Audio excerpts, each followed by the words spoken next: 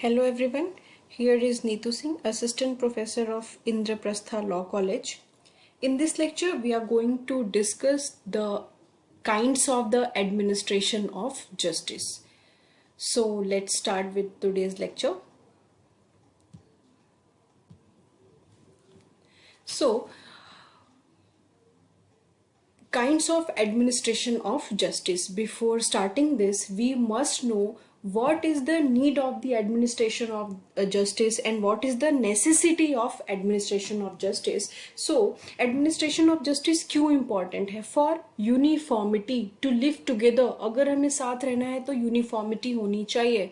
For protection of rights, for peace and stability, for integration of society, to check injustice obviously. So administration of justice क्यों important है?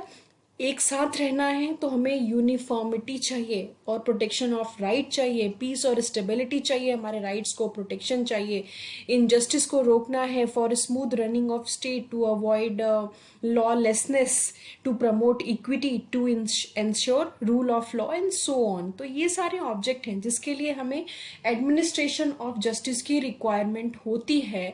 उसके बाद जो kind of administration of justice है, when we are talking about the kinds of justice, there are difference between kinds of justice and kinds of administration of justice. kinds of justice की जब अब हम बात करेंगे तो वहां पे जो डिवाइड होगा काइंड अगेन टू पार्ट्स में डिवाइड होगा और वहां पे आएगा नेचुरल और moral justice and legal justice. जो एडमिनिस्ट्रेशन ऑफ जस्टिस की बात हो रही है वो लीगल जस्टिस में है और काइंड ऑफ और पब्लिक जस्टिस में आता है वो. फिर जब आप लीगल जस्टिस में आते हो तो वहां पब्लिक और प्राइवेट दो जस्टिस होते हैं और जो हमारा एडमिनिस्ट्रेशन ऑफ जस्टिस की बात हम कर रहे हैं वो पब्लिक जस्टिस में है जिसमें कि सिविल और क्रिमिनल इसके दो पार्ट्स हैं. So basically you must know that kinds of administration of justice there are two parts, civil and criminal, civil part and criminal part. So basically civil justice consists of the enforcement of rights, whereas criminal justice is concerned with their punishments. Exactly, a wrong which can be subject matter of a civil remedy is called a civil wrong, while the one which can be considered as the subject matter of a criminal proceeding is called a crime. Justice is either civil or criminal according to the nature of the proceedings. ठीक है. So administration of civil justice, the wrong which are subject matter of civil proceeding are called civil wrongs, and the rights enforced by civil proceedings, there are two kinds of rights.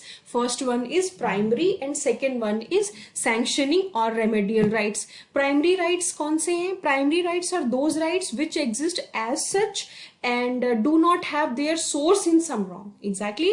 And sanctioning या remedial right कब होंगे? वो right कब हैं? वो जब तब exist करते हैं जब primary rights का violation होता है. So the object of the civil administration of justice is to ascertain the rights of the parties, and the party who suffers from the breach of such rights is to be helped by way of paying damages or getting injunction, restitution and specific performance of contract, etc.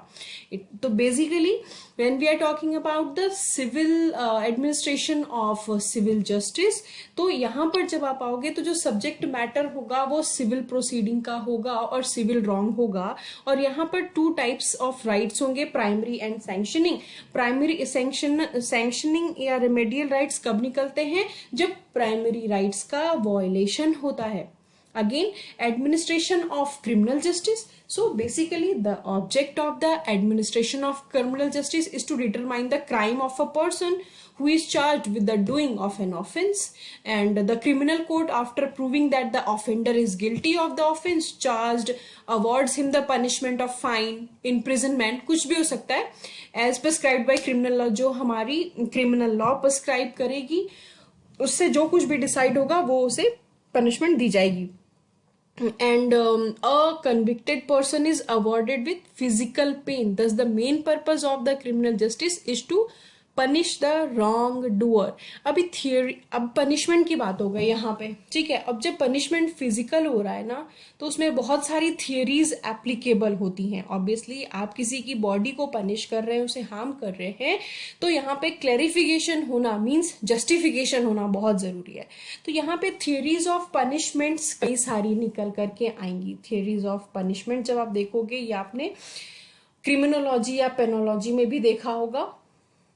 Theories of punishment में जब आप जाएंगे तो आपकी एक theory मिलेगी, आपको एक डेटरेंट थियरी मिलती है। Secondly you have preventive theory, thirdly you have reformatory theory, and fourth one is retributive theory,